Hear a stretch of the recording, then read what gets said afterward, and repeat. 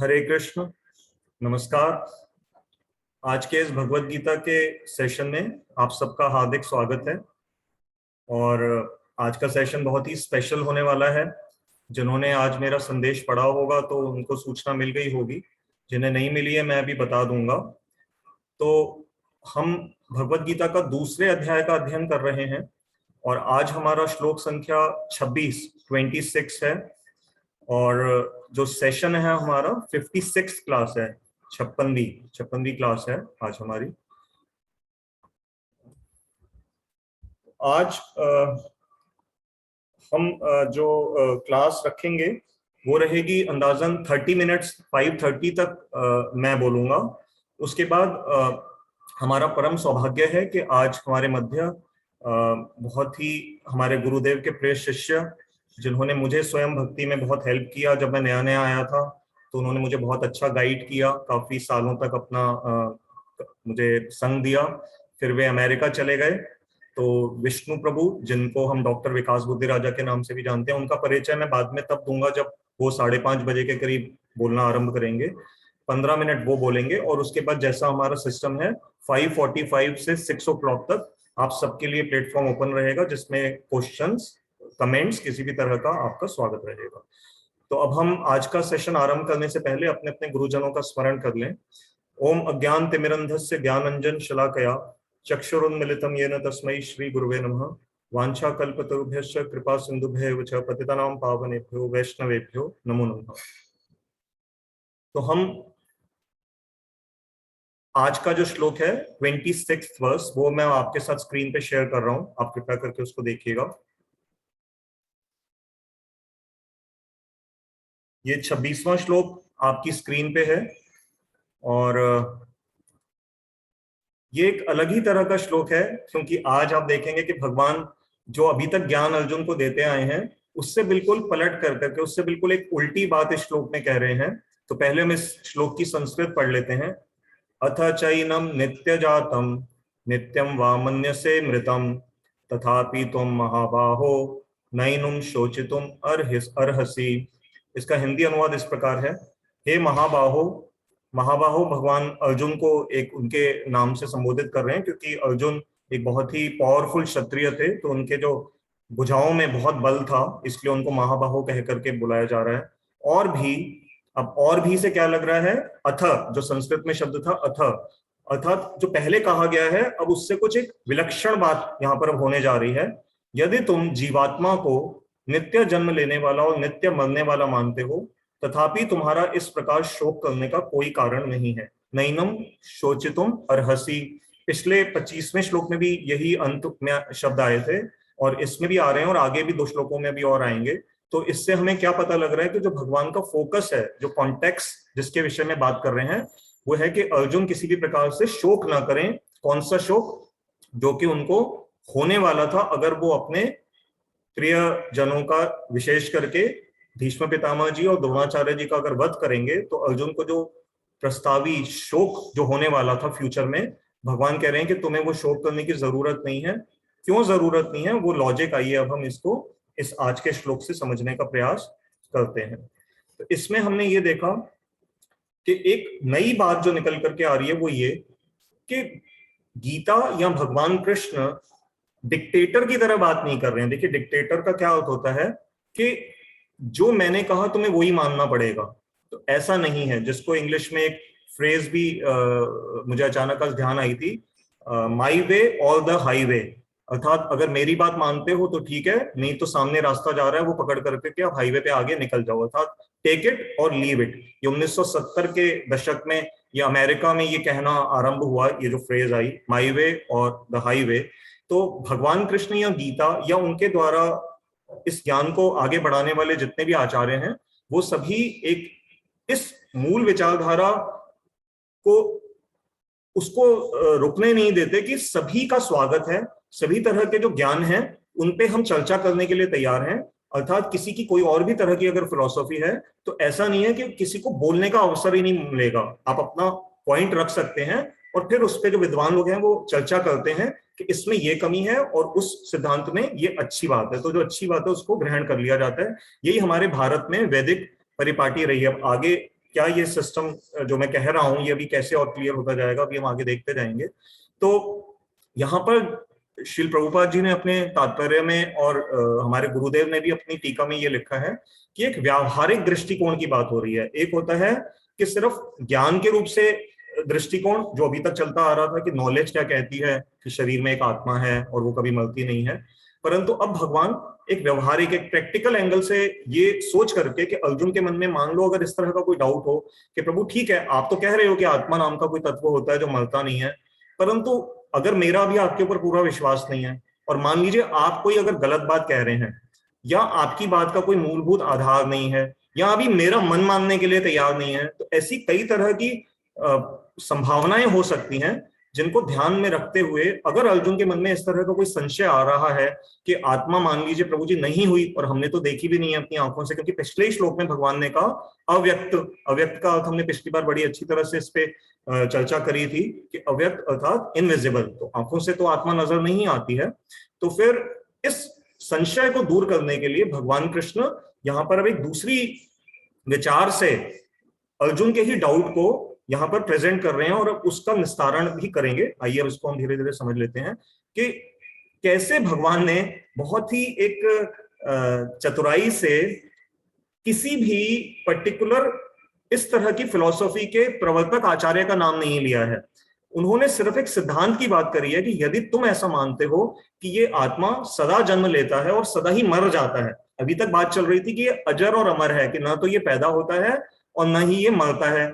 इस श्लोक में कह रहे हैं कि अच्छा अगर तुम ये मानते हो कि ये सदा पैदा होता है, ठीक, इसका जन्म हुआ, भीष्म पितामह जी का जन्म हुआ, द्रोणाचार्य जी का जन्म जो हुआ है, और कुछ समय के बाद यदि उनकी मृत्यु होगी, मान लो तुम्हारे हाथ होती है या नेचुरल वे से भी अगर मृत्यु होती है तो ठीक है, वहीं पर ही उनका जीवन समाप्त, आगे कोई पुनर्जन्म अगर नहीं भी है तो अर्जुन इस विषय में फिर तुम क्यों शोक कर रहे हो, क्योंकि अगर ऐसा है तो फिर सबके साथ ही ऐसा है कि मृत्यु के साथ अगर सब कुछ समाप्त हो जाएगा तो ठीक है, फिर तब भी शोक करने की क्या आवश्यकता है। तो भगवान ने यहाँ किसी तरह का नाम नहीं लिया, लेकिन मैं भी आज जो मैं इसकी तैयारी कर रहा था आज के इस प्रवचन की, तो मुझे ये एक सीनियर से सुनने में ये समझ में आया कि ये जो इस तरह की विचारधारा है जिसको नास्तिक विचारधारा भी कहा जाता है, जिसमें वेदों की अथॉरिटी को नहीं माना जाता, आत्मा को नहीं स्वीकार किया जाता, कर्म के लॉ को कि पुनर्जन्म होगा, ये सब बातें नहीं स्वीकार करी जाती, तो बताया जाता है कि ये भी जो फिलॉसफी है, ये जो इस तरह का ज्ञान है, ये कोई नया नहीं है। अगर भगवान कृष्ण लगभग 5200 साल पहले गीता में कुरुक्षेत्र के मैदान में अगर इसका वर्णन कर रहे हैं, तो एक बात तो पक्की है कि उस समय भगवान कृष्ण के समय पे भी इस तरह की विचारधारा थी, और वो कितने पहले समय से चलती आ रही है तो ये कहना बड़ा मुश्किल है, लेकिन इतना मानना पड़ेगा कि इस तरह की विचारधारा सृष्टि में लगभग आदिकाल से ही रही है, क्योंकि जो असुर इत्यादि रहे हैं उनमें से बहुतों की इस तरह की विचारधारा देखी गई है। तो अब हम आगे चलते हैं, जो हमारे स्वामी महाराज जी ने अपनी टीका में जो लिखा है, तो उन्होंने चारवाक का नाम वहां पर मेंशन किया है। आप में से बहुतों ने चारवाक के बारे में सुना भी होगा। अभी कुछ दिन पहले ही मैंने एक स्पेशल कोर्स किया था वेदों के ऊपर, तो उसमें हमें बाकायदा एक हमारा चैप्टर था जो ये नास्तिक विचारधाराएं हैं, जिसमें चारवाक सबसे प्रमुख है, और उसके बाद उसमें दो और फिलोसॉफीज को जोड़ा जाता है, एक जैन विचारधारा और एक बुद्धों की विचारधारा। तो उनमें सब में थोड़ा थोड़ा सा अंतर है। अभी आज इस क्लास में हम इतना डिटेल में तो नहीं जा सकते, लेकिन चारवाक के विषय में हम थोड़ा सा जरूर इसको समझने का प्रयास करेंगे, क्योंकि हमारे गुरुदेव ने भी कई लेक्चर्स में इसके बारे में बड़ा अच्छी तरह समझाया है। तो देखिए, चारवाक का एक बहुत ही प्रसिद्ध एक श्लोक है। पहले हम आज उस श्लोक को देख लेते हैं तो आपको समझ आ जाएगा कि उसकी फिलॉसफी क्या थी, चारवाक कौन थे, और फिर हम धीरे धीरे इस विचारधारा को और अच्छी तरह से समझ लेंगे। तो मैं आपको स्क्रीन पे एक वो चारवाक का श्लोक दिखाता हूं, आप उसको देखिएगा, फिर मैं आपको पढ़ के भी बताऊंगा।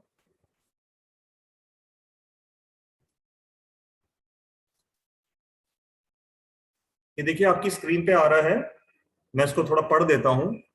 यावत जीवेत सुखम जीवेत, यावत मतलब जब तक, जीवेत मतलब जियो तो सुख से जियो। इसमें तो खैर कोई बुराई नहीं है, यहां तक की बात में। अब आगे सुनिएगा क्या कह रहे हैं चारवाक। ऋणम कृत्वा घृतम पिबेत, ऋण कहते हैं लोन लेने को। अब तो आपको पता ही बहुत अच्छी तरह से, हमें भारत में तो बड़ा इसका अनुभव हो गया। सारा दिन सुबह से लेकर रात तक फोन आते रहते हैं, लड़कियां कहती हैं जी लोन ले लीजिए, लोन ले लीजिए। तो और बहुत सारे हमारे यहाँ के ऐसे विशेष महानुभाव हैं जो भारत के बैंकों का पैसा हड़प कर करके दूसरे देशों में भाग गए हैं। कितना लैक्स एंड लैक्स ऑफ करोड़, समझ नहीं आता कि कहाँ चला जाता है इस तरह से। तो ये कह रहे हैं ऋणम कृत्वा, कि कोई बात नहीं, तुम ऋण ले लो, जितना मर्जी तुमने लोन लेना है लोगों से ले लो, और क्या करो उस लोन को लेकर के, घृतम पिबेत, पिबेत कहते हैं पीना, और घृत कहते हैं संस्कृत में घी को। तो घी से यहाँ पर तात्पर्य है अच्छा खाना। आज भी हमारे भारतीय शब्दों में हम कई बार कह देते हैं ना, जैसे कोई किसी का वेट बढ़ जाता है, विशेष करके किसी स्त्री का, तो हम कहेंगे कि ये बड़े खाते पीते घर की हैं।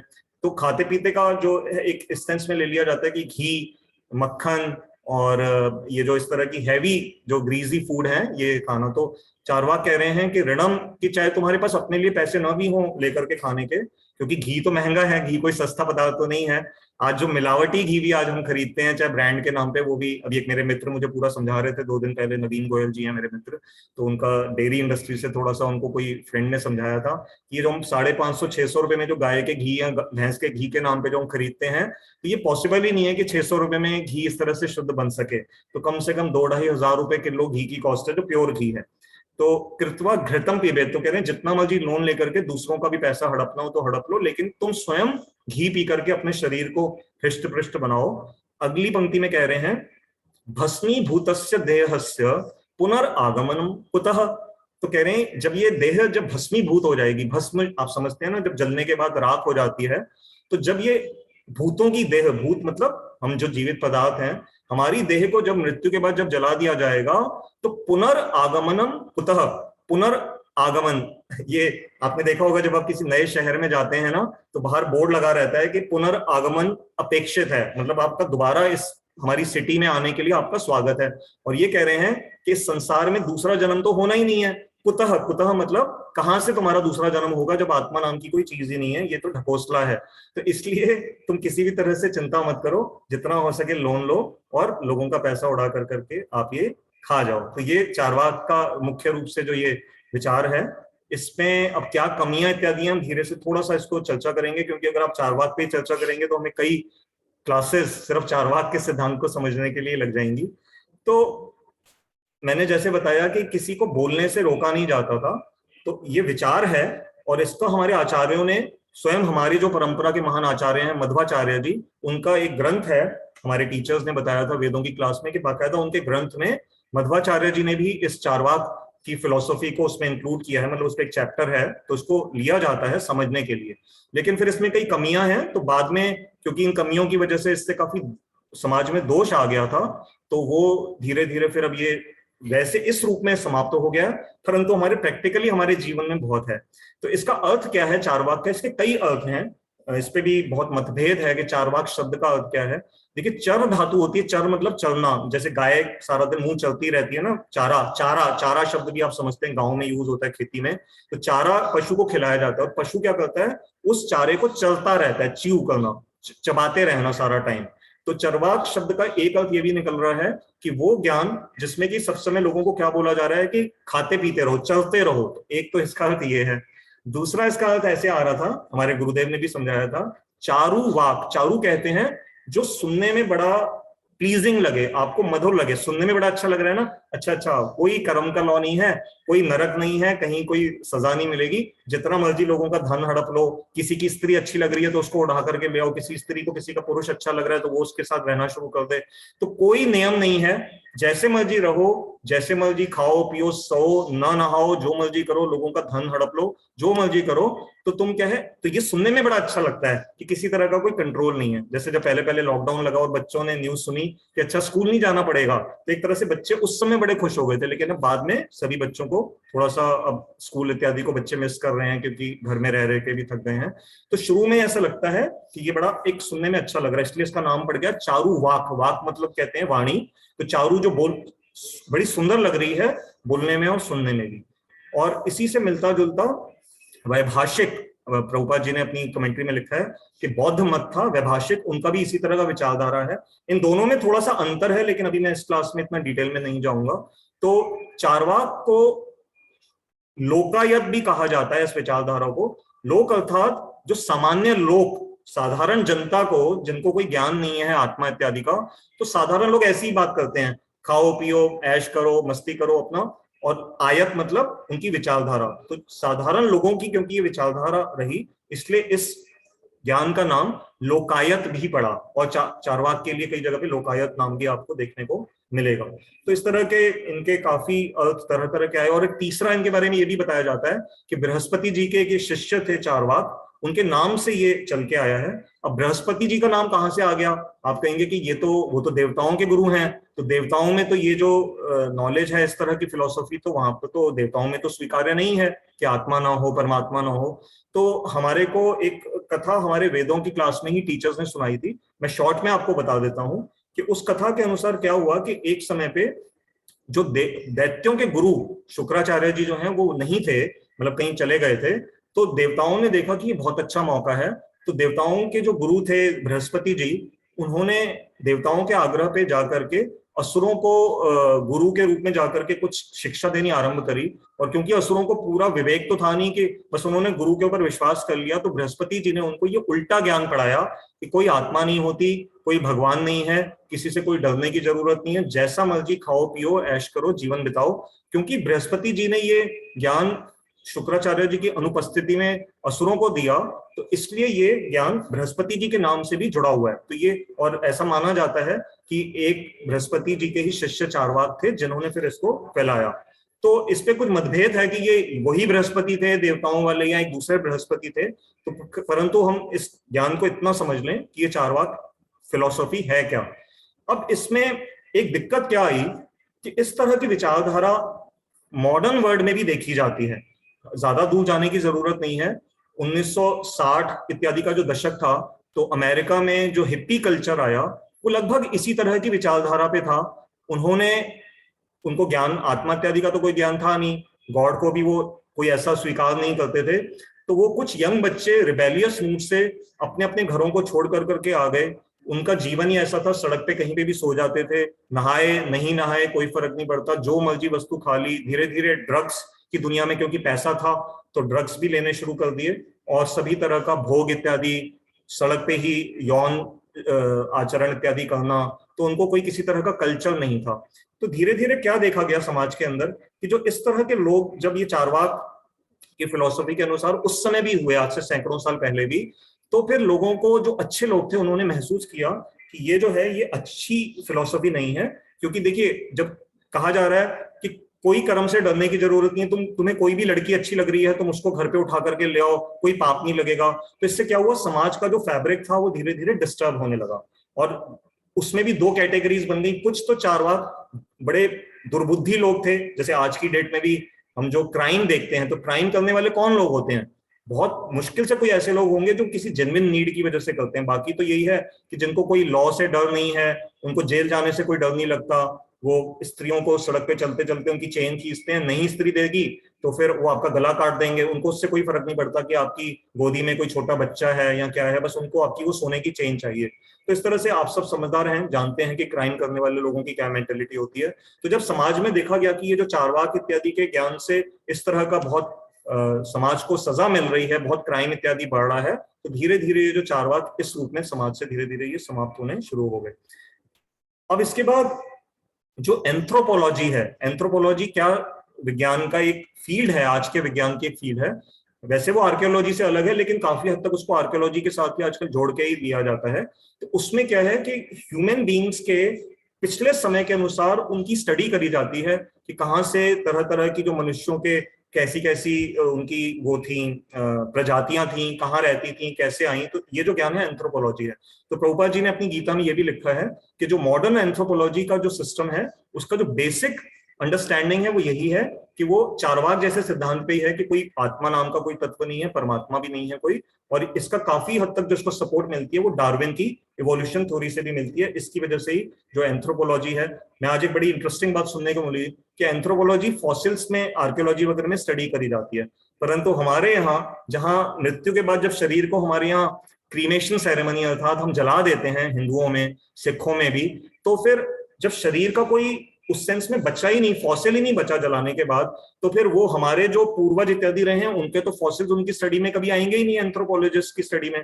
तो ये एक विचारधारा वाला ही ज्ञान रह जाएगा कि अंग्रेजों का या जो दूसरे देशों में जिस तरह की सभ्यताएं रही हैं जहां पर दफनाया जाता है मृत्यु के बाद उनके फॉसिल्स तो उन्हें मिलेंगे, लेकिन हमारे तो उन्हें फॉसिल्स ही नहीं मिलेंगे हमारी पुरानी सभ्यता के। तो फिर एक तरह से हमारे को तो उन्होंने स्टडी से जबरदस्ती ऐसे ही बाहर निकाल दिया।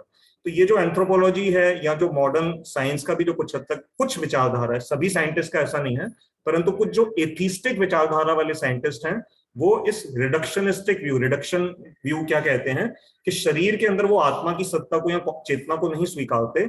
उनके अनुसार जो शरीर है वो मुख्य रूप से ये कुछ केमिकल्स के कॉम्बिनेशन से बनता है, और चेतना भी उसमें वो यही कहते हैं कि इसी कॉम्बिनेशन से आ जाती है।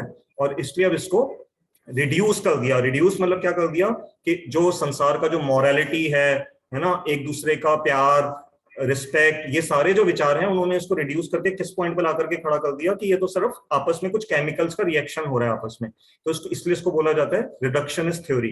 तो ये जो रिडक्शनिस्ट थ्योरी है यही अधिकांश रूप से मॉडर्न साइंस और इस एंथ्रोपोलॉजी यानी कि जो मनुष्य सभ्यता की जो स्टडी चल रही है उसके अंदर ही घुस चुकी है। तो अभी हमने देखा कि ये कैसे हिप्पियों इत्यादि में ये जो जिस तरह का स्वभाव देखा जाता है, इसको इंग्लिश में एक शब्द है निहिलिज्म, आपने सुना होगा, निहिलिस्टिक व्यू या निहिलिज्म। तो निहिलिज्म का जो दुर्गुण जब अमेरिकन सभ्यता इत्यादि में भी देखे और सभी जगह देखे गए, तो धीरे धीरे फिर ये इसको हटा दिया गया कल्चर से। और बाई चांस प्रभुपाद जी जब अमेरिका गए 1970 के 1965-66 के आसपास, तो क्योंकि वहां पर ये सब हिप्पी थे, तो उन्होंने कहा कि अगर मैं सबसे पहले सबसे बिगड़े हुए इनको बच्चों को सुधार दूं तो बाकी सारा देश मेरे को अपने आप ही स्वीकार कर लेगा। तो प्रभुपाद जी ने सबसे बड़ा चैलेंज लिया इन हिप्पियों को। ये पहले ही घर तो छोड़ ही चुके थे, लेकिन प्रभुपाद जी ने अपनी कृपा से इनको समझा करके गेरुए वस्त्र प्रदान किए और इनको सचमुच ब्रह्मचारी और सन्यासी और गृहस्थ के रूप में फिर शिक्षा दी और स्वीकार करवाया। तो अब जो भगवान यहाँ पर इस श्लोक में कह रहे हैं कि अर्जुन तुम शोक मत करो। क्यों मत शोक करो? क्योंकि अगर तुम्हारी इस थ्योरी के हिसाब से चलें कि मृत्यु के बाद कुछ बचता ही नहीं है, ये कुछ केमिकल्स थे और अब केमिकल्स मृत्यु को प्राप्त हो गए, तो वास्तव में फिर जिस प्रकार से केमिकल्स के लॉस होने के लिए कोई शोक नहीं करता, जैसे एक उदाहरण के रूप में देखिए कि कोई लेबोरेटरी में कोई एक्सपेरिमेंट चल रहा हो और केमिकल्स की कुछ शीशी अचानक प्रयोग करते करते टूट जाए, तो कोई ऐसा नहीं होता कि उसके लिए आपको कोई फांसी की सजा दे दी जाएगी। लेकिन अगर एक उसी लैब में एक लैब असिस्टेंट को प्रयोग करते दौरान आपकी गलती से कुछ ऐसा एसिड वगैरह उसके ऊपर पड़ गया और उसकी मृत्यु हो गई, तो कोर्ट आपको दोषी मान करके उसकी सजा देगा। केमिकल्स की शीशी टूटने की सजा नहीं मिलेगी, लेकिन उसी केमिकल से एक दूसरे केमिकल का बना हुआ जिंदा शरीर अगर उससे नुकसान में आपके द्वारा हो गया तो आपको सजा मिलेगी। तो इसका मतलब जो हमारा मॉडर्न लॉ भी है वो ये रिकॉग्नाइज करता है कि शरीर के अंदर जो केमिकल्स हैं, जो शरीर एक पूरी, जब तक उसमें चेतना है, आत्मा है, अगर उसके अंदर वो लिविंग है, और एक बॉर्डर ऑफ एनी जो केमिकल्स है, इन दोनों में मूलभूत रूप से अंतर है। दोनों के नुकसान होने पे एक जैसी सजा नहीं है, दोनों में अलग अलग सजा का प्रावधान है मॉडर्न लॉ के अंदर भी। तो कर्मिक रिएक्शन मैंने आपको बताया, किसी तरह के कर्म का कोई डर नहीं रहेगा, क्योंकि जब दूसरा जन्म ही नहीं है, आत्मा ही नहीं है, तो फिर कर्म की थ्योरी वहीं पर ही समाप्त हो जाएगी। अब इसमें बहुत सारे प्रश्न और छुपे रह जाते हैं कि जो बच्चा किसी वजह से मान लीजिए बिना आंखों के पैदा हो रहा है, किसी के हृदय में कोई छेद है, तो या कोई और किसी बीमारी से ग्रस्त जब बच्चे पैदा हो रहे हैं, तो फिर उनके साथ ऐसा क्या था जो कि उनको ऐसा भुगतना पड़ रहा है। तो इसलिए कर्म की थ्योरी का अपना रोल है, वो हम बाद में और अभी तो तीसरे अध्याय में विशेष रूप से उसके ऊपर और अधिक चर्चा करेंगे। तो यहाँ पर भगवान कृष्ण ने जो महाबाहो शब्द जो अर्जुन के लिए यूज किया है, ये कुछ हद तक सरकास्टिक आप समझते हैं, थोड़ा सा जिसको हम हिंदी में कहते हैं ताना मारना। तो कैसे ताना मारा है भगवान ने कि अर्जुन तुम हो तो महाबाहो, तुम्हारी भुजाएं बड़ी विशाल हैं, तुम एक क्षत्रिय बहुत ही उच्च कोटि के परिवार से तुम्हारा संबंध है, और तुम्हारा जो विचार है अगर इस तरह का है, कैसा, जो कि नॉन वैदिक व्यू पॉइंट है, क्योंकि जो नास्तिक विचारधारा का जो मुख्य 3 क्वालिटी उसमें बताए गए हैं गुण की, कौन सी विचारधारा को आप नास्तिक तब आप जस्टिफाई कर सकते हो कि वो नास्तिक है। जरूरी नहीं होता कि सिर्फ भगवान को न मानने पे ही कोई नास्तिक होता है। कोई अंग्रेजों में ऐसा है कि एथीस्ट शब्द का अर्थ है one who does not believe in God, लेकिन जो हमारी वैदिक विचारधारा में जो नास्तिक दर्शन की जो डेफिनेशन है, उसमें 3 क्राइटेरिया मुख्य रूप से देखे जाते हैं। एक वो कि जो वेदों की प्रामाणिकता को न स्वीकार करें, वेदों की अथॉरिटी को न स्वीकार करें। दूसरा, वो आत्मा को न स्वीकार करें कि आत्मा इत्यादि नहीं है और परमात्मा भी नहीं है। और तीसरा, इस तरह से जो कर्म के थ्योरी इत्यादि के कर्म का फल होता है, आगे स्वर्ग नरक इत्यादि हैं, तो ये सब नहीं जो स्वीकार करते। तो इस डेफिनेशन के अनुसार जो प्योरली अगर इसको अप्लाई किया जा सकता है, तो एकमात्र चारवाक का दर्शन ही है क्योंकि जैनी और बुद्धिज्म समाज में भी कुछ हद तक उनके जो तीर्थंकर होते हैं, उनके जो टीचर्स हैं, क्योंकि वो उनकी अथॉरिटी को स्वीकार करते हैं, तो इसलिए उनको प्योर रूप से नास्तिक नहीं कहा जाता है। तो थोड़ा सा ये मुख्य रूप से ये भी अंतर था। तो भगवान ने एक ताना मारा कि अर्जुन, ये जो महाबाहो तुम हो, तुम्हारी भुजाएं इतनी विशाल हैं, तो तुम्हें ये शोभा नहीं देगा कि तुम इस नास्तिक विचारधारा को अवलंबन करो। तुमसे यही अपेक्षा है कि तुम खुद ऐसे बनो जिससे कि सभी तुम्हारे से अच्छा एक एग्जाम्पल के रूप में तुम प्रेजेंट हो सको। अब ये दूसरा एक हम और नए विचार पे अब आगे चल रहे हैं कि कई बार ऐसा देखा जाता है कि मॉडर्न समाज में ये जो साइंटिस्ट हैं, ये काफी हद तक ये प्रचार करने का प्रयास करते हैं कि कई बार हम लोग भी इसको सुन के कंफ्यूज हो जाते हैं, एकदम से कभी कभी अखबार में पढ़ने को मिलता है कि यहाँ इस फलाने देश के साइंटिस्ट ने एक ऐसा एक्सपेरिमेंट किया, अब उन्होंने एक नया जीवन बना दिया। तो वो न्यूज ऐसे आती है मीडिया में कि उसको पढ़ने से लगता है अच्छा, क्या साइंटिस्ट ने नया जीव बना दिया, नए जीवन को जन्म दे दिया, तो ये तो बड़ा विलक्षण बात हो गई। वो एक तरह से ये हो गया कि भाई वो तो भगवान के बराबर ही हो गए, क्योंकि हम यही तो मानते हैं ना कि भगवान जीवन को बना सकता है लेकिन मनुष्य तो बना नहीं सकता। तो वास्तव में ऐसा कुछ हद तक क्या होता है, आज हमारे पास अभी सिर्फ क्योंकि 2 मिनट बचे हैं, अब आगे विष्णु प्रभु बोलेंगे, तो मैं सिर्फ इस पॉइंट को कवर कर लेता हूँ। आपको बड़ा एक इंटरेस्टिंग वे से पता लगेगा कि जैसे हर चीज की एक एडवर्टीजमेंट इंडस्ट्री होती है, तो ये जो बड़े बड़े साइंटिफिक कॉलेजेस हैं, इंस्टीट्यूशंस हैं, इनका भी करोड़ों डॉलर का बजट होता है, इनको सरकार से ग्रांट मिलते हैं। तो अब इनमें भी कंपटीशन है। तो एक टर्म है, आप गूगल पे देख लीजिएगा, स्पिन डॉक्टर। स्पिन डॉक्टर में क्या होता है कि स्पिन डॉक्टर्स वो होते हैं जो कि कुछ मीडिया के अंदर इस तरह की स्टेटमेंट्स देने में एक्सपर्ट होते हैं जिससे कि लोगों का ध्यान उसके ऊपर अपने आप आ जाता है। जैसे हिग्स बोसॉन जब पार्टिकल को इन्वेंट किया गया था, तो उसको जानबूझ करके नाम दिया गया गॉड पार्टिकल। अब उसका कोई गॉड से लेना देना नहीं था, लेकिन ये स्पिन डॉक्टर्स ने ही जानबूझ करके कुछ ऐसा नाम प्रेवेलेंट किया ताकि पूरे विश्व में एक तरह से कटाक्ष था। कटाक्ष क्या था कि दुनिया भगवान को मानती है, गॉड को मानती है, परंतु साइंटिस्ट ने एक ऐसा पार्टिकल इन्वेंट कर लिया जो कि गॉड जैसी, मतलब एक प्राइमरी, वो उन्होंने उसको एटॉमिक मॉलिक्यूल के रूप में प्रेजेंट किया कि इसकी वजह से ही सारी दुनिया के अंदर जो एलिमेंट्स हैं उनको मास इसके थ्रू मिलता है। तो उन्होंने जानबूझ करके उसको चिढ़ाने के लिए, मतलब आस्तिकों को चिढ़ाने के लिए कुछ हद तक गॉड पार्टिकल का नाम दिया। तो ये जो स्पिन डॉक्टर्स हैं, ये इसी तरह से क्या करते हैं कि जब डीएनए के चेंजेस से, देखिए जब कोई नया जीवन साइंटिस्ट बताते हैं ना कि हमने कोई नया जीव बना लिया है, वास्तव में वो क्या करते हैं कि एग्जिस्टिंग डीएनए को ही लेकर के उसको रेप्लिकेट करते हैं, उसमें माइनर चेंजेस करते हैं उसमें, और फिर कोई जो नया, जो सो कॉल्ड एक नया बैक्टीरिया या कोई ऐसा पशु इत्यादि नजर आता है, उसमें थोड़े से कैरेक्टरिस्टिक्स डिफरेंट होते हैं, जिसको फिर ये कहते हैं जेनेटिकली मॉडिफाइड। तो देखा जाए प्योर सेंस में वो नई क्रिएशन नहीं है कि उन्होंने एकदम से नया जीव बनाया, उन्होंने एग्जिस्टिंग नेचर के द्वारा जो भगवान की जो क्रिएशन है, डीएनए जीन्स जो हैं, उनको ही लिया, उसमें थोड़े से चेंजेस किए और फिर एक नया थोड़ा सा मॉडिफाई करके एक जीव को प्रेजेंट कर दिया। तो ये एक तरह की बिल्कुल एक प्रेजेंट करने की आर्ट है, जिससे हमें भ्रमित नहीं होना चाहिए। देखा तब जाएगा जब बिना किसी केमिकल नेचर से लिए, कोई लिविंग केमिकल को लिए बिना, जब वो बिल्कुल स्क्रैच से, लिविंग ऑर्गेनिज्म तो छोड़ दीजिए, एक अन्न का दाना, एक चावल का दाना भी लैब में अभी तक क्रिएट नहीं हो सका है। तो ये सब बातों को हम ध्यान में रखते हुए मैं फिलहाल अब अपने आप को यहाँ पर रोक रहा हूँ, क्योंकि आज हमारे जो मुख्य हमारे स्पेशल गेस्ट हैं श्री विष्णु प्रभु जी, मैं उनके बारे में 1 मिनट आप सबको बता देता हूँ। वे अब अमेरिका में रहते हैं, ह्यूस्टन में, और उन्होंने बड़े, हमारे लिए बड़े गर्व की बात है,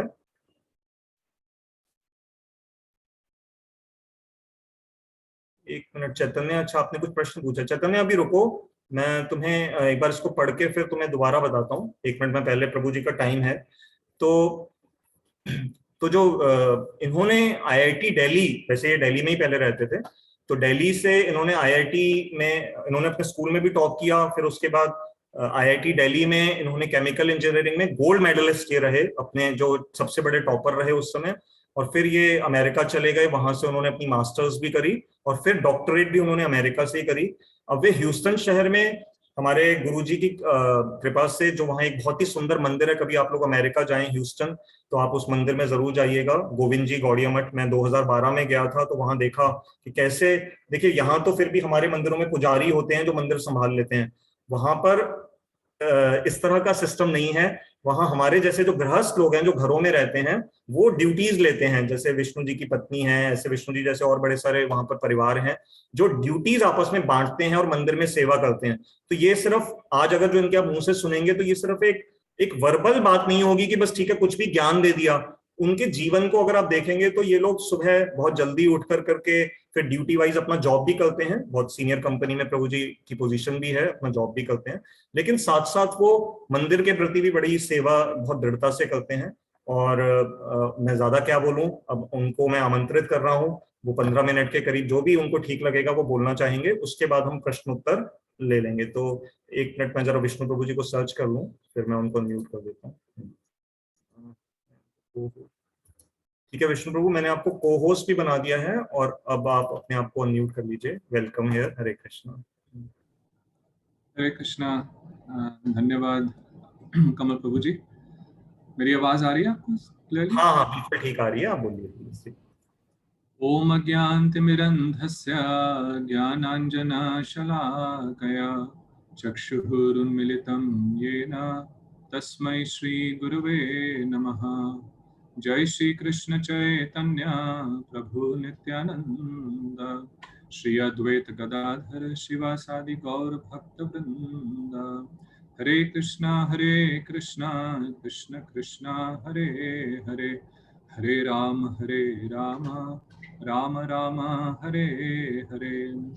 मैं सर्वप्रथम अपने परम आराध्यतम गुरुदेव श्री श्रीमद् श्री भक्तिवेदांत नारायण गोस्वामी महाराज जी के श्री चरण कमलों में कोटि शत साष्टांग दंडवत प्रणाम ज्ञापन करता हूँ, और तत्पश्चात हमारे सभी गुरु वर्गों के श्री चरणों में और आप सभी भक्तों के मेरा यथा योग्य प्रणाम। तो कमल प्रभु जी ये बहुत ही सुंदर कार्य कर रहे हैं जिसमें आप लोग भगवत गीता का पाठ सुचारू रूप से कर रहे हैं। आज भगवत गीता के दूसरे अध्याय का 26वां श्लोक आप लोगों ने पाठ करा। तो भगवत गीता हमारे सनातन धर्म का सबसे मुख्य ग्रंथ है। इसको गीता महात्म्य में कहा सर्वोपनिषदो गावः दोग्धा गोपाल नंदनः, कि जितने भी उपनिषद हैं, बहुत हजार से भी अधिक उपनिषद हैं, कितने पुराण हैं, वेद वेदांत हैं, महाभारत है, अनंत कोटि हमारे ग्रंथ हैं जिनको किसी साधारण मनुष्य के लिए पढ़ना अत्यंत दुष्कर है। It's not possible. तो भगवान ने बहुत कृपा करके क्या किया, जितने भी वेद वेदांत हैं उन सबका निचोड़ सर्वोपनिषदो गावः दोग्धा गोपाल नंदनः, एक गाय की तरह हैं, भगवान ने उनका निचोड़ श्रीमद् भगवत गीता में दिया। तो भगवत गीता हमारे जीवन को जीने के लिए एक ब्लूप्रिंट देता है। It's a framework for a successful human life. और यदि हम अपने जीवन को भगवत गीता के आधार पर जीते हैं तो हम लोग सब प्रकार से सब दृष्टि से हम लोग आनंदमय रहेंगे। जिस प्रकार जब कोई भी मशीन बनाई जाती है ना, आप लोगों के घर में रेफ्रिजरेटर होंगे, वॉशिंग मशीन्स होंगी, कार है, तो हर एक मशीन के साथ एक मैन्युफैक्चरर्स मैनुअल आता है ना, जिसके अंदर उस मशीन को ऑपरेट करने के लिए, प्रॉपर्ली ऑपरेट करने के लिए इंस्ट्रक्शंस होती हैं। और वो मैनुअल कौन बना सकता है? जिसने उस मशीन को बनाया है। यदि आपके पास होंडा की गाड़ी है तो आप मर्सिडीज का मैनुअल देखेंगे तो आप नहीं फिगर आउट कर पाएंगे कि आपने अपनी गाड़ी कैसे चलानी है। So you have to see the manual of that particular machine. तो उसी मशीन से संबंधित जो मैनुअल उसके मैन्युफैक्चरर ने बनाया है, उसके अंदर प्रॉपर इंस्ट्रक्शंस होती हैं कि उसको कैसे ऑपरेट करना है। और फिर यदि उस मशीन में कोई प्रॉब्लम आती है तो फिर उसको ट्रबल शूट कैसे करना है। यहाँ तो इंडिया में तो बड़ी आसानी से काम करने वाले मिल जाते हैं। अभी मैं जिस कमरे में बैठा हुआ था, एसी यहाँ का खराब हो गया तो फोन किया तो एसी ठीक करने वाले आ गए। लेकिन अमेरिका में बहुत मुश्किल से मैकेनिक आते हैं, और इसलिए हम लोग कोशिश करते हैं कि अपने आप ही जितनी चीजें हम लोग ठीक कर सकें कर लें। तो सबसे पहले क्या देखते हैं हम लोग, उसका मैनुअल देखते हैं। तो मैनुअल के अंदर एक ट्रबल शूटिंग गाइड होती है। तो उस गाइड में बताया जाता है कि किस किस रूप से हम लोग उसको कर सकते हैं। तो भगवत गीता उसी प्रकार से हमारे मनुष्य जीवन के लिए एक इंस्ट्रक्शन मैनुअल है। उसके अंदर भगवान ने प्रारंभ से ही बहुत क्लियरली अर्जुन को, जैसे इंग्लिश में कहते हैं, विदाउट मिंसिंग एनी वर्ड्स, इधर उधर की बातें नहीं करी, उसको फुसलाया नहीं, बट डायरेक्टली ही कम्स टू द पॉइंट, अशोच्यान अन्वशोचस्तम प्रज्ञावादांश भाषसे। तुम बातें तो ऐसे करते हो कि बहुत जैसे पंडित हो, परंतु जो पंडित हैं उनका लक्षण क्या है? अशोच्यान अन्वशोचस्तम, कि गतासून अगातासून च ना अनुशोचन्ति पंडितः, कि जो चले गए हैं और जो अभी नहीं गए हैं, कहाँ चले गए हैं? इस शरीर को छोड़ करके। इस जड़ शरीर के समाप्त होने को हम मृत्यु कहते हैं। तो जो मृत्यु को प्राप्त हो गए हैं और जो अभी मृत्यु को प्राप्त नहीं हुए हैं, उनके लिए जो पंडित लोग हैं वे लोग शोक नहीं करते। क्यों? क्योंकि वे जानते हैं कि वास्तव में जीव का स्वरूप क्या है। तो भगवान ने शुरू से ही, बिल्कुल राइट फ्रॉम द बिगनिंग, आप किसी और शास्त्र को, किसी और धर्म शास्त्र को उठा के देख लीजिए, किसी और धर्म के शास्त्र को भी उठा करके देख लीजिए, उसमें write the very first verse इस प्रकार से पूरे हमारे जीवन का जो सत्य है, सिद्धांत है, उसको इतना सक्सिंक्टली, क्लियरली नहीं प्रेजेंट करती। तो गीता का एक एक श्लोक जो है उसमें जैसे गागर में सागर है, इस प्रकार से है। अभी भगवान दूसरे अध्याय को गीता का सारांश कहा जाता है, समरी ऑफ भगवद गीता। तो इसमें भगवान पूरी गीता में जो आगे चल करके समझाएंगे उस विषय को संक्षेप में बता रहे हैं। और सबसे पहले भगवान ने इसी विषय को बहुत डिटेल में, जो आज का भी श्लोक था, कि वास्तव में मृत्यु क्या है और हमारा शरीर जो है अनित्य है, परंतु शरीर के समाप्त होने से जीवन की समाप्ति नहीं हो जाती। देखिए, ये बहुत ही इंपॉर्टेंट पॉइंट है। यदि हम लोगों के जीवन में मृत्यु ना हो ना, या अगर हम मृत्यु का ध्यान नहीं करें, तब हम लोग पूर्ण पशुवत हो जाएं। एक मृत्यु ही ऐसी चीज है, death is the only thing जो हमें फोर्स करती है सोचने के लिए कि क्या इस जीवन के परे भी कोई सत्य है।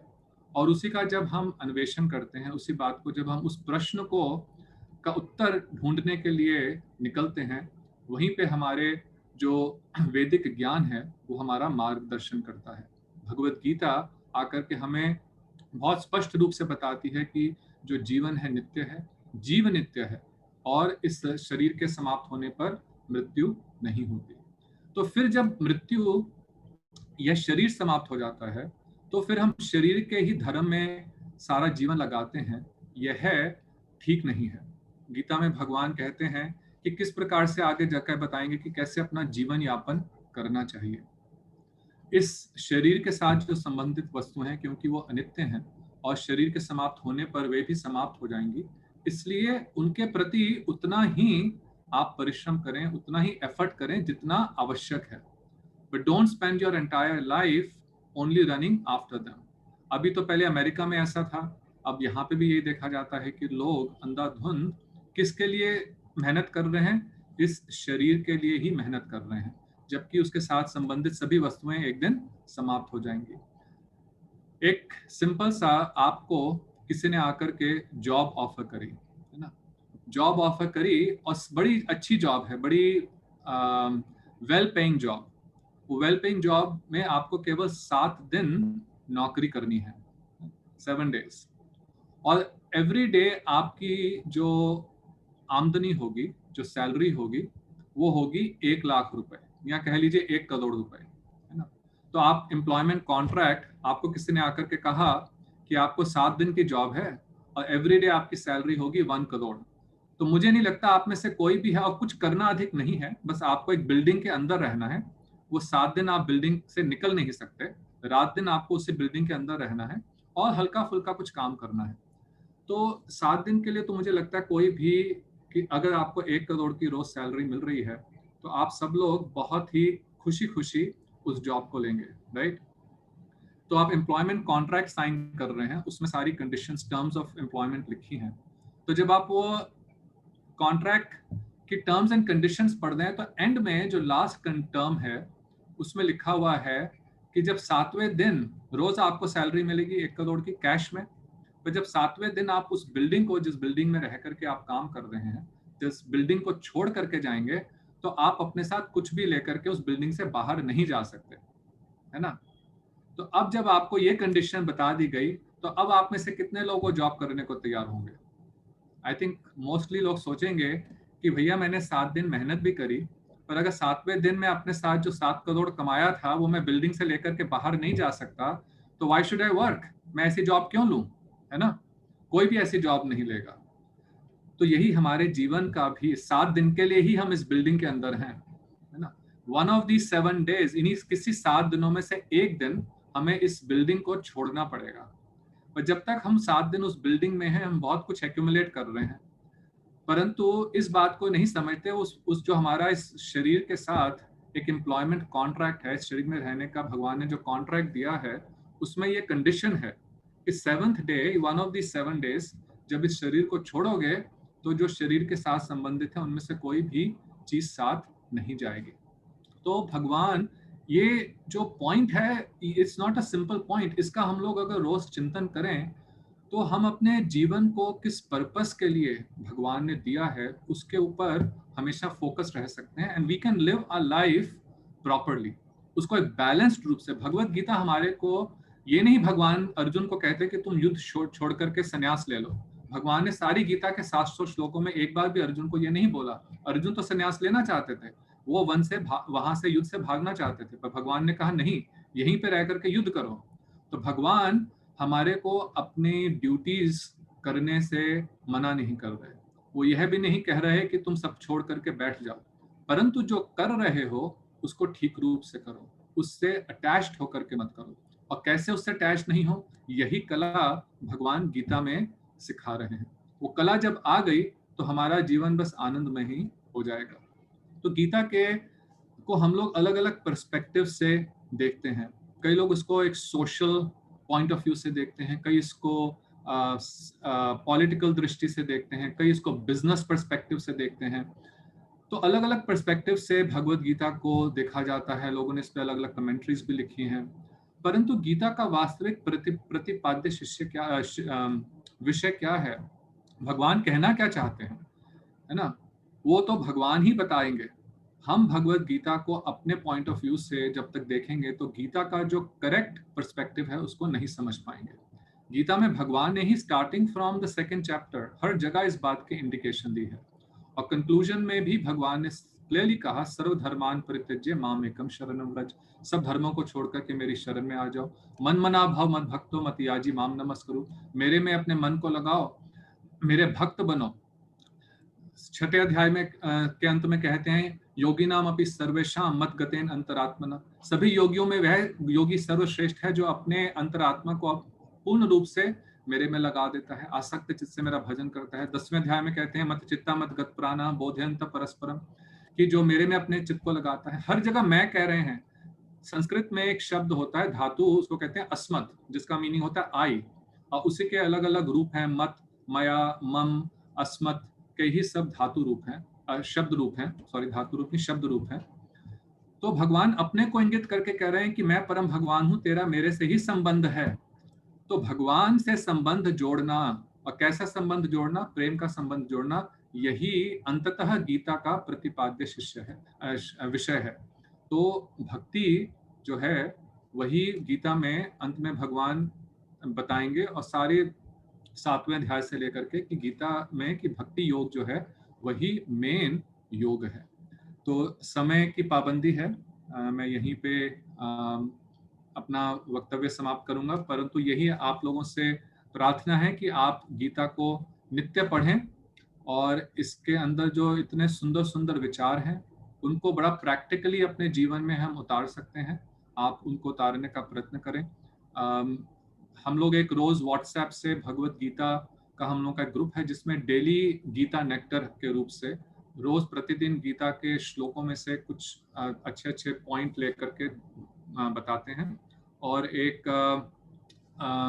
सुचारू रूप से, जैसे आप लोग हर संडे को यहाँ पे करते हैं, रेगुलरली डेली बेसिस पे गीता का कुछ भेजते हैं और श्लोकों की व्याख्या भी भेजते हैं। तो अभी कमल प्रभु वो इन्फॉर्मेशन आपसे शेयर करेंगे, कोई उसको ज्वाइन करना चाहे तो आप ज्वाइन कर सकते हैं। हरे कृष्णा।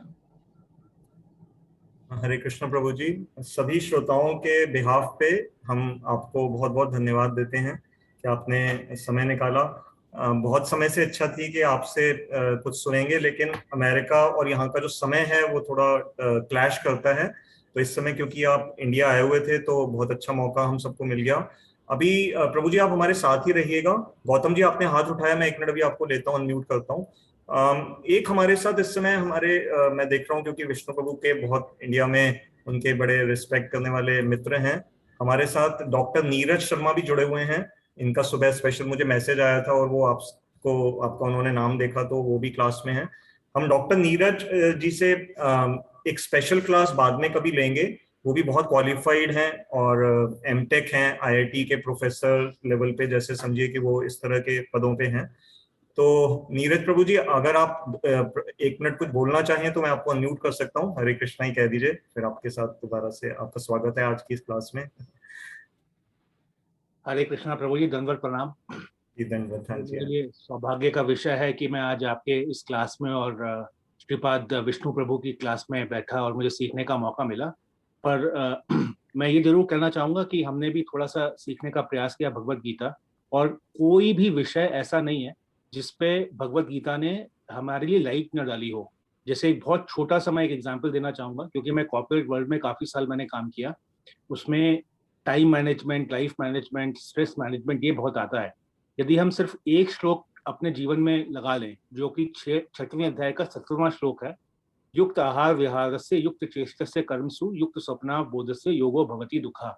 अगर हम सिर्फ उसका पालन कर लें तो time management, stress management, life management, ये सारा हमें सीखने को मिल जाएगा। और हमें उम्मीद है कि आप हमें उसका भी श्रवण कराएंगे और हम उसको अपनी लाइफ में लगाकर अपने जीवन को सुखमय बना पाएंगे। बस मैं इतना ही कहकर आज विराम देना चाहूंगा। बहुत बहुत धन्यवाद आपकी कृपा के लिए। थैंक यू नीरज जी, आपने बहुत अच्छा बोला, शॉर्ट में गागर में सागर।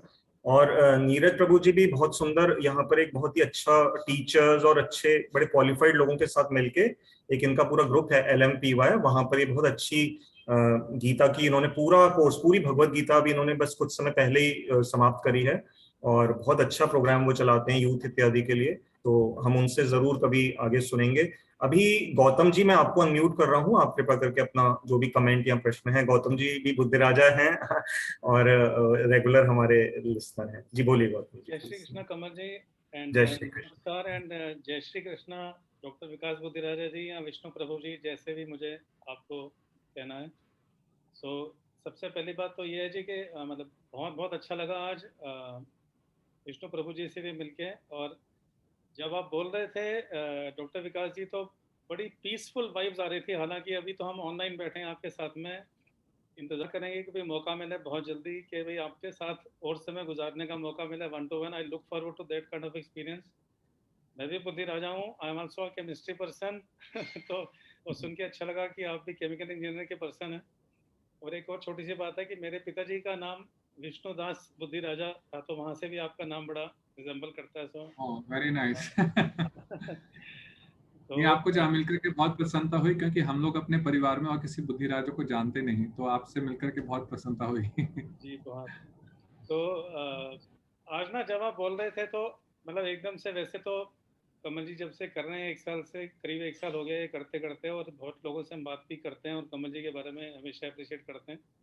आप जब भी बोल रहे थे तो एक दिमाग में बस शेयर कर रहा हूँ आपसे कि दिमाग में बात आ गई कि it has been a lucky experience and I am fortunate that I know Kamal ji. क्योंकि पहले तो हम व्यापार के तौर पे ही जानते थे एक दूसरे को, करीब ईयर 2000 से टच में है हम एक दूसरे के। कमल जी मैंने तभी नया नया बिजनेस शुरू किया था, ऑलमोस्ट मैंने भी किया था, तो वो तिलक जी की वजह से मुलाकात हुई थी हमारी। सो आज दिमाग में एकदम से आया कि यार बड़ा अच्छा रहा कि मैं उनको जानता और उनके मध्य से आज आपको भी दर्शन करने को और आपसे मुलाकात हो गई हमारी, ये बहुत अच्छा रहा। बस एक ही चीज़ है डॉक्टर विकास साहब, आपसे ये जानना चाहूँगा कि आपने जब भी गीता समझा और पढ़ा तो थोड़ा बस इसके बारे में बताइए कि उससे पहले आपकी पर्सनैलिटी क्या थी और उसके बाद क्या डिफरेंस आए। क्योंकि हम तो अभी बहुत शुरुआत में हैं और आपने तो बहुत सारी बार और बहुत पूरी की पूरी गीता पढ़ रखी है, तो थोड़ा बताइए कि आपने किस तरह के चेंजेस आए। देखिए, जैसे एक राही है जिसको मालूम नहीं कि कहाँ पे जाना है, जब उसको राह मिल जाती है तो उसके चलने का जो जर्नी का है एक पर्पस मिल जाता है। मैं कुछ ऐसे, भगवान की कृपा थी कि बहुत ही यंग उम्र में, जब मैं IIT के 2nd सेमेस्टर में था, तभी से मुझे इससे संबंध स्थापित हो गया गौड़िया परंपरा से, पहले इस्कॉन के माध्यम से। तो I can't think that how my life would have been completely wasted अगर मुझे भगवत गीता और इस विचारधारा का आश्रय नहीं मिलता। और ये मैं कहूँगा कि इसमें जब हम भगवत गीता को समझते हैं तो उसके कारण एक अंदर से इतनी इंटरनल स्ट्रेंथ मिलती है कि आप किसी भी परिस्थिति को, किसी भी सिचुएशन को आप फेस कर सकते हैं। हम लोगों के जीवन में एक, विशेष करके जो हिंदू लोग हैं, उनको एक कॉम्प्लेक्स होता है कि हम लोगों का धर्म इतना फॉरवर्ड लुकिंग नहीं है, साइंटिफिक नहीं है। लेकिन गीता को पढ़ करके और गौड़िया सिद्धांत को समझ करके मुझे पता चला कि वास्तव में हम लोगों का जो वैदिक धर्म है कितना साइंटिफिक और फॉरवर्ड लुकिंग है। तो जब मैं अमेरिका भी गया तो नॉर्मली जब आईआईटी में भी था तो मैंने ऐसे कई स्टूडेंट्स को देखा कि जो ऐसी फैमिली से आए थे जहाँ पे कंजर्वेटिव थे, बट आकर के they start doing all kind of wrong things. America में भी ऐसा ही हुआ। तो लेकिन क्योंकि गीता का सहारा था, और गीता के साथ साथ जो ऑल इम्पॉर्टेंट है वो भक्तों का सहारा था, तो उसके कारण से I was able to face even adverse situations. And I still remember जो मेरे पीएचडी के प्रोफेसर थे डॉक्टर डेविड हेलम्स, उन्होंने एक बार मुझे अपने रूम में बुलाया और उन्होंने कहा कि विकास, मेरे पास कई स्टूडेंट्स, वो बहुत सीनियर प्रोफेसर थे, जो दुनिया का सबसे पहला आर्टिफिशियल हार्ट बनाया था डॉक्टर डिबेकी ने। तो उसमें doctor Helms was one of the 3 professors Baylor college of medicine, जहां मैंने राइस यूनिवर्सिटी में पीएचडी करी, उसके right across Texas medical center है जो वर्ल्ड का सबसे बड़ा मेडिकल सेंटर है। तो he was part of that team of 3 scientist जिन्होंने पहला आर्टिफिशियल हार्ट बनाया था।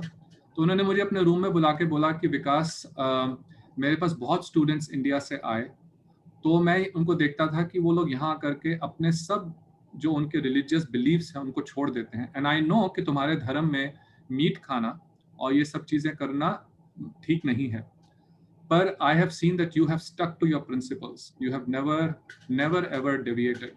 तो जो strength है, it comes from knowing that what you are doing is right, Bhagavad Gita से।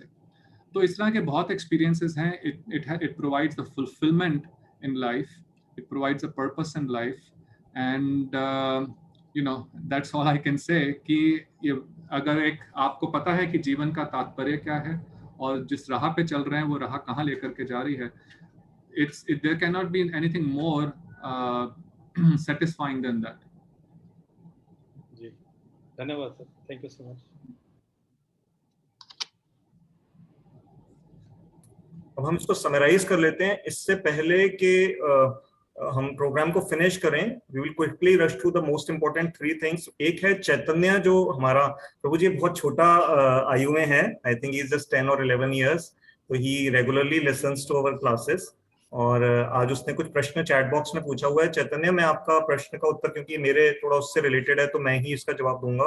तुमने पूछा है कि प्रभु जी अगर तीनों क्राइटेरिया में से किसी में एक भी हो तो क्या उसे नास्तिक कहा जाएगा? ये तुम्हारा प्रश्न मैं लोगों के लिए थोड़ा रिपीट कर देता हूँ। जब मैं वो बता रहा था कि हमारे वैदिक परंपरा में नास्तिक दर्शन उसको कहा जाता है जिसके अंदर ये 3 मुख्य, मैंने जो उस समय क्राइटेरिया बताए थे। तुम पूछ रहे हो कि अगर उसमें तीनों ना हो लेकिन किसी में मान लो 1 है या 2 है तो क्या उसको नास्तिक कहा जाएगा? तो इसमें देखो, एक जैसे वैशेषिक दर्शन है, उसमें ये कहा गया कि वो लोग वेदों को नहीं मानते थे वैशेषिक दर्शन के अंदर, लेकिन वो और चीजें मानते थे जैसे आत्मा को, और ऐसे उनके अंदर था, तो इसलिए उनको प्योरली फिर नास्तिक नहीं माना गया। तो उसके आधार पर हम ये समझ सकते हैं कि अगर प्योरली किसी को नास्तिक अगर क्राइटेरिया में डालना होगा तो उसके अंदर फिर वो तीनों क्राइटेरिया होने चाहिए। अगर उसमें से कोई मिसिंग है तो फिर वो प्योर नास्तिक कैटेगरी में नहीं आएगा। उसके बाद तुमने पूछा है कि अगर कोई नास्तिक महामंत्र का कीर्तन करता है तो क्या उसका फल मिलता है? प्रभु जी, ये मैं आपसे रिक्वेस्ट करूंगा कि ये आप इसका उत्तर दे सकते हैं। बड़ा सिंपल सा प्रश्न है, आप तो अच्छा बता पाएंगे। ही इज आस्किंग कि अगर कोई नास्तिक हरे कृष्ण महामंत्र का कीर्तन या जप इत्यादि करता है तो क्या उसको कोई फल मिलेगा उसका? ये प्लीज आप बता दीजिए उसको। बहुत ही सुंदर प्रश्न है।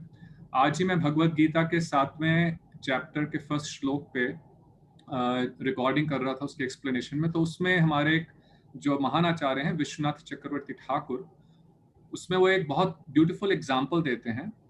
और यह उद्धव जब वृंदावन गए तो उन्होंने भी ये बात कही, श्लोक 10वें अध्याय स्कंद में आता है भागवत के। तो वहाँ पे वो कहते हैं कि देखो, जब कोई मिश्री खाता है, when someone Yeats a sugar candy, और अगर उसको जॉन्डिस है तो उसको शुगर कैंडी शुरू में टेस्टफुल नहीं लगती, परंतु शुगर कैंडी खाने से धीरे धीरे उसका जो जॉन्डिस है वो भी खत्म हो जाता है और उसको शुगर कैंडी का टेस्ट भी आने लगता है। तो पॉइंट ये समझा रहे हैं कि अगर कोई ऐसा व्यक्ति जिसको पर्टिकुलर मेडिसिन की क्या एफिशिएंसी है, क्या इफेक्टिवनेस है, अगर उसको उसका ज्ञान नहीं भी है, तब भी अगर वो उस मेडिसिन को लेता है तो मेडिसिन अपना काम करेगी, राइट। तो उसी प्रकार से एक नास्तिक व्यक्ति भी जो भगवान के नाम के महिमा को नहीं समझता, और नास्तिक के अलावा ऐसा भी व्यक्ति हो जो बिल्कुल अश्रद्धावान है, तो यदि वो भगवान की नाम की महिमा को नहीं समझता लेकिन फिर भी भगवान का नाम लेता है, तो नाम में इतनी शक्ति है, लाइक अ मेडिसिन, कि वो अपना काम करेगी और उससे उसका भी कल्याण अवश्य होगा। ये हमारे शास्त्रों में इस प्रकार के कई उदाहरण हैं, कई श्लोक हैं। एक जो कथा आती है भागवत में, अजामिल की आती है, जिसमें उसने नारायण अपने छोटे बेटे का नाम रखा था, और जब उसका अंत समय आया तो उसने भगवान को लेकर के नहीं पुकारा, लेकिन नारायण उसने अपने बच्चे को पुकारा। तो उस समय भले यमदूत उसे लेने आए थे, लेकिन जैसे ही उसने नारायण बोला उसी समय विष्णुदूत वहां पे आ गए और उन्हें बोला कि तुम इसे नहीं लेके जा सकते। तो ऐसी बहुत सुंदर कथा है, समय नहीं है, पर हमारे शास्त्रों में बहुत इस प्रकार के श्लोक हैं जिसमें क्लियरली बताया गया है कि कोई भी व्यक्ति जिसको श्रद्धा ना भी हो, यदि भगवान का नाम लेता है, उसको अवश्य उसका फल प्राप्त होगा। थैंक यू प्रभु जी, बहुत अच्छा आपने समझाया। आई होप चैतन्य आपको आपका उत्तर मिल गया होगा।